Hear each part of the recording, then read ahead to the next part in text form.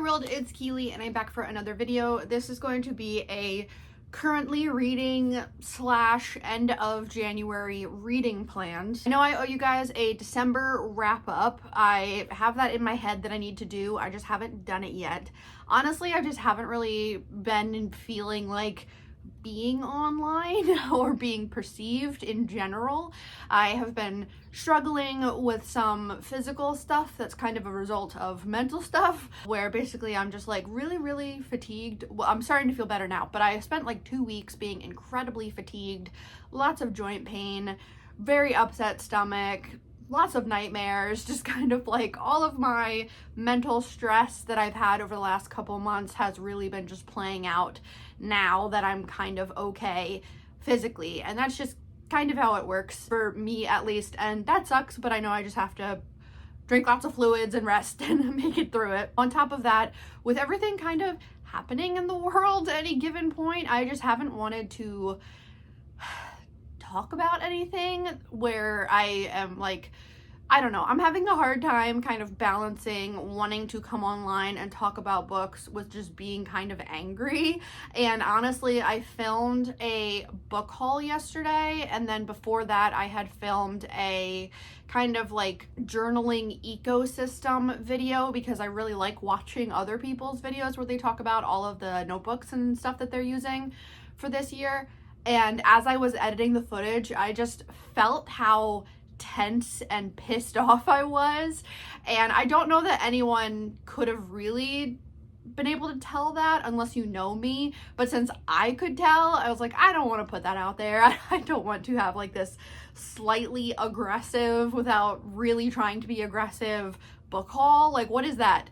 So instead, what I did was I took all of the books that I've purchased so far in January, which also includes, when I say purchase, but it also means books I've been gifted or given gift cards, like purchase with gift cards, and all of the books that I bought last year that I didn't read yet. And I put them all on strips of paper, and I just need to find some kind of container or bag or something to use to make them into a TBR jar, so that when I'm not sure what I want to read, I can pick from there and try to get those books read. I would love it if I could have everything read that I bought last year and so far this year.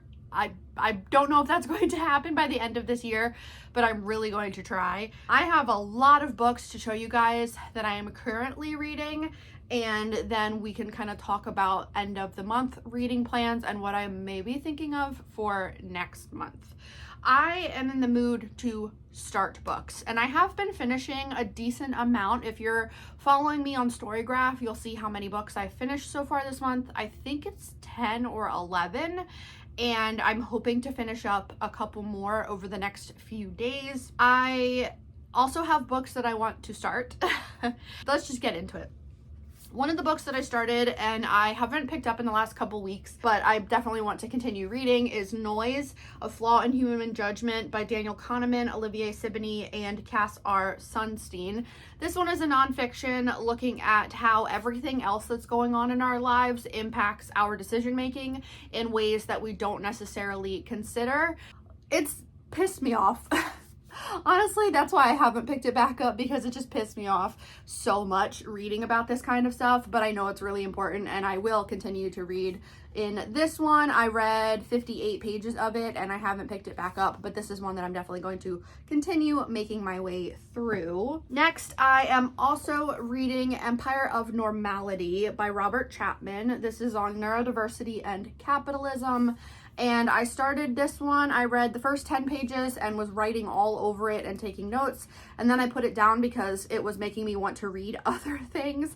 But I do actually plan on picking this one back up this morning. This is looking at neurodiversity in regards to capitalism, particularly in the UK, because that's where the author is based. And it's really focusing on this idea of being like the perfect kind of worker, and if you're not neurotypical, how you don't fit into that mold and how harmful that is for people's lives and really enjoying this one. So I will be reading that one this morning. Then I started a fiction. This one is The Funeral Crier by Wenyan Liu. This is a debut novel from a Chinese author, and it's set in China, and it is about a funeral crier. And a funeral crier is someone that is hired to go to funerals and cry and make a big scene, and it's supposed to highlight the importance of the person that died. And then the funeral crier gets paid for it. It's a job, but there's a lot of stigma that comes with that. This main character is the funeral crier, and something happens. I don't really know more than that, but I am enjoying it so far. I have read 25 pages of it, and I would like to get more of this read this weekend. Then for my James Baldwin slow read, what I'm going to be doing is making my way through all of James Baldwin's fiction works and then all of his essays and everything else I can find, along with reading books written about him in different contexts. And I have a stack of those. I have a biography, I have one of his essay collections, and I have a book that's looking at the current state of the United States compared to the things that James Baldwin was experiencing when he was alive and writing about. And the first one that I am reading is his first published novel. This one is Go Tell It on the Mountain. This one he started writing when he was 17, and it's semi-autobiographical. I am 75 pages through it, and I am writing all over it as I'm reading it. The way that I'm doing this is I was reading his Wikipedia page to get some basics of his background and learn more about this book before going into it. And knowing the things that are on his Wikipedia page about who he lived with and the environment that he grew up in, I'm really seeing that play out in this book. And I'm just having a great time kind of writing all over it and just really enjoying the characters, honestly. And if you've read this one, the aunt is one of my favorite characters. I think her name's Florence. I'm just loving her so much because the stepdad is very abusive and the aunt is kind of a protector character and speaks up, and it's her brother, so she calls him out on everything. It's also incredibly tense because it's a domestic violence situation, and the wife, James Baldwin's mom, well, John's mom in this story is very much walking that fine line of knowing that her husband is kind of really volatile. And so while she appreciates that Florence is speaking up, she definitely tries to downplay what's happening and tell Florence, like, please stop, because Florence gets to go home and leave that environment, and what happens after she leaves is always very scary. I'm really enjoying this book. I'm so excited that I'm finally working through James Baldwin's work. The only other book I've ever read from him was Giovanni's Room, and I read that years and years ago, and so I'm excited to eventually get to that one again. Then I'm reading this one, which is Perfect Victims and the Politics of Appeal by Mohammed El-Kurd.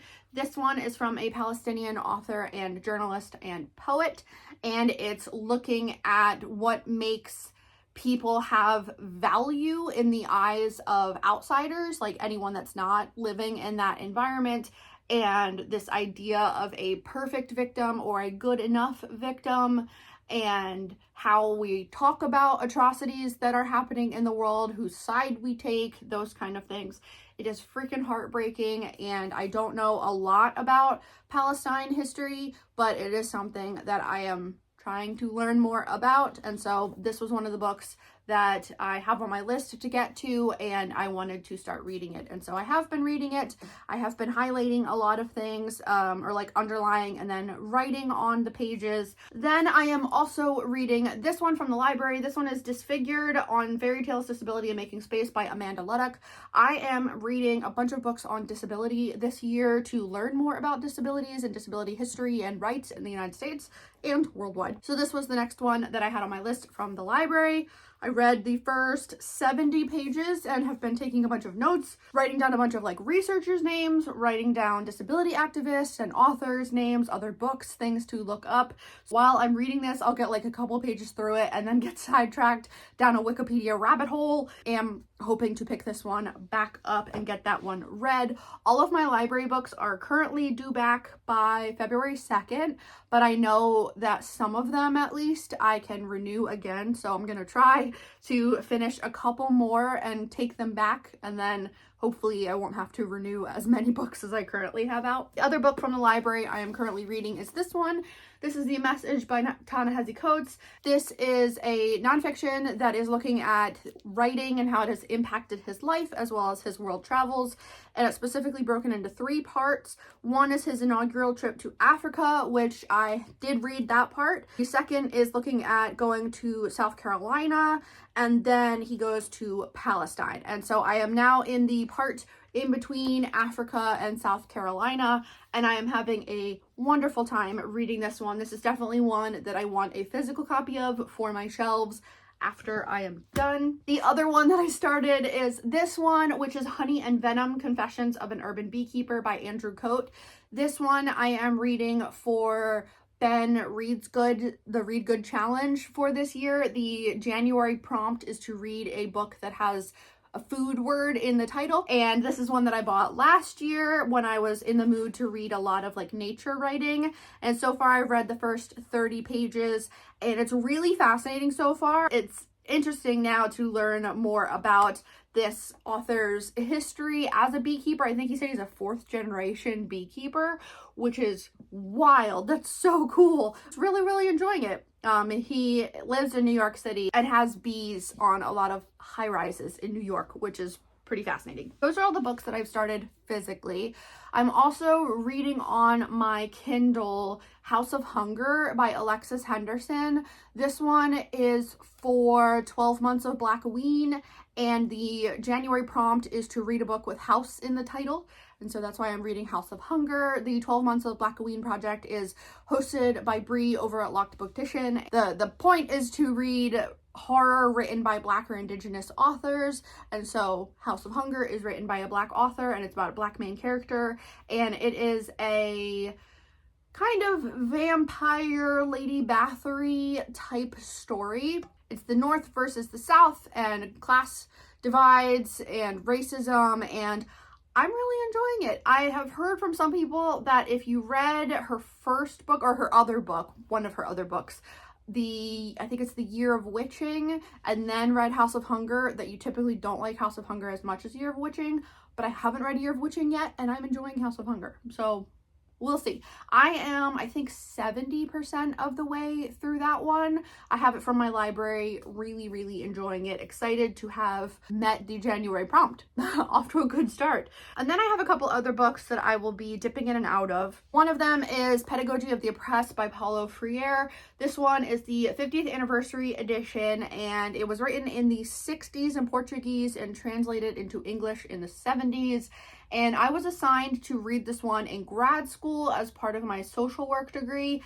And in my early 20s, I was not at all ready or willing to engage in conversation about racism and oppression because I was very much locked into my own brain, dealing with a lot of trauma that I had literally just left. Like, I had just moved out of my childhood home to go to grad school, and it was a very kind of volatile time for my brain. Now it's been how many years? Like 13 years, and I want to read it again and see how much I can learn from it and get from it and actually understand it now. That's why I have that one.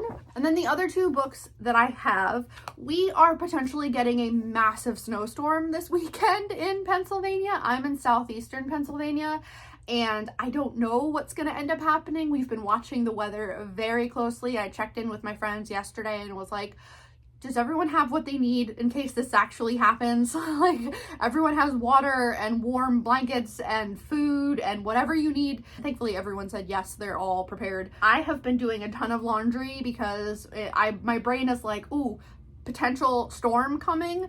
You need to get all of your chores done now in case you lose access to electricity or water. I'm like very much a prepper that way. So I've been doing all of our laundry and making sure like dishes are done and all of that. As of right now, when I checked like 20 minutes ago before I started this video, Apple weather says 13 to 16 inches of snow. It has been changing a lot. It started at like 10 to 12. The highest we've seen it say was 18 to 22, and now it seems to have dropped a little bit to 13 to 16 or something crazy. I don't know what's going to end up happening, guys. We got about 5 inches last weekend, and we weren't supposed to get anything according to the weather. We'll see what happens. But if that's what happens, I am very much excited to read this one, which is 640 to Montreal by Eva Jurczyk. And this one is a murder mystery set on a train. It's an Agatha Christie kind of inspired murder mystery, and it takes place on a train that's traveling from Toronto to Montreal. So I feel like because it's got snow on the cover, and it feels like such a cozy book to read while I'm locked in the house with a giant snowstorm. So I am very much excited to pick up that one. I also have had this book on my brain for the last week and a half, and I was really trying to not buy a copy. I was like, no, I'll wait until it's available at my library. But then I just kept thinking about it, and I was like, no, I really want to read this, because typically what happens with my brain is if I get a book stuck in my head that I'm like, oh man, I really want to read that book, and I don't have it, and then I finally go out and I buy a copy and I read it, I end up loving it. And I'm hoping that's what's going to happen with this one. So this one is The Love Songs of W.E.B. Du Bois. I've always heard it said Du Bois. I don't think that's right. Du Bois by Honoré Fanonne Jeffers. And this is a massive kind of historical fiction that is looking at a family and looking at one particular person, Ailey Pearl Garfield, who is coming to terms with her own identity. She embarks on a journey through her family's past, uncovering the shocking tales of generations of ancestors, Indigenous, Black, and white in the Deep South. Along the way, Ailey must learn to embrace her full heritage, a legacy of oppression and resistance, bondage and independence, cruelty and resilience. That is the story and the song of America itself. I just really, really want to read this one. So I will be starting this one. Now for the end of January, today is the 22nd. My plan is to just try to continue to enjoy reading. I don't know what book I will pick up on ebook when I'm done with House of Hunger, but in terms of any of these other books, I don't know how many of them I will finish before the end of the month. Ideally, I can finish all of the library books that I am currently reading so I can take them back, because I've got a stack behind me to still work through. But I don't know. I'm just gonna kind of take it easy because I've already read a lot for this month, which is not a bad thing. I'm having a really good time and learning a lot. But I'm also trying to like not put pressure on myself to hit specific numbers or anything. And then I think for February, I don't think I will do a formal TBR, like a full formal TBR. I think I will tell you the books that I am planning on reading for specific reading challenges, to like monthly reading challenges, and then just kind of see where my brain takes me. I will be working my way through James Baldwin. So after I finish Go Tell It on the Mountain, the next one by him that I will be picking up is Notes of a Native Son, which is a collection of essays. And then I also have this one that I really want to read next month, which is Slavery, Friends, and Freedom in Bucks County by Patricia Mervyn and Joseph Coleman. This one benefits the Bucks County African American History Museum, and I just think it's going to be really fascinating to learn history of slavery as it relates to Bucks County in Pennsylvania. Well, I'm not really sure. I'm just gonna go with it. I forgot to show you guys, I have one more book. Last year, all throughout the year, I read a book that was Bad Days in History, and every day was a different crappy historical thing that had happened. And I loved working my way through that for the entire year. So I wanted to do that again. So this year I'm working my way through a literary letter for every day of the year, edited by Liz Issen. And what I'm doing this time, I wish I had done this last year, is along with a bookmark, I'm keeping tabs in the physical book so that as I'm reading through, if there are, you can kind of see, can you see that? There we go. If there are letters that I enjoy, I tab them off so that I can remember my favorites throughout the year. But I'm having a good time reading letters, and I'm realizing that I really like reading letters. I have one letter collection. I think that's Shirley Jackson's letters. I know there's a Tolkien letters collection. If you know of other like letters collections for different authors or different people and you think I would enjoy it, please definitely let me know. Let me know what you guys are planning on reading for the end of the month. What are you reading right now? I hope that y'all are doing okay, hanging in there. If you're in the path of this giant storm and it happens how they're predicting it will, I hope you are staying safe and warm and healthy as much as you can. And yeah, I think that's it. Thanks for watching. Bye.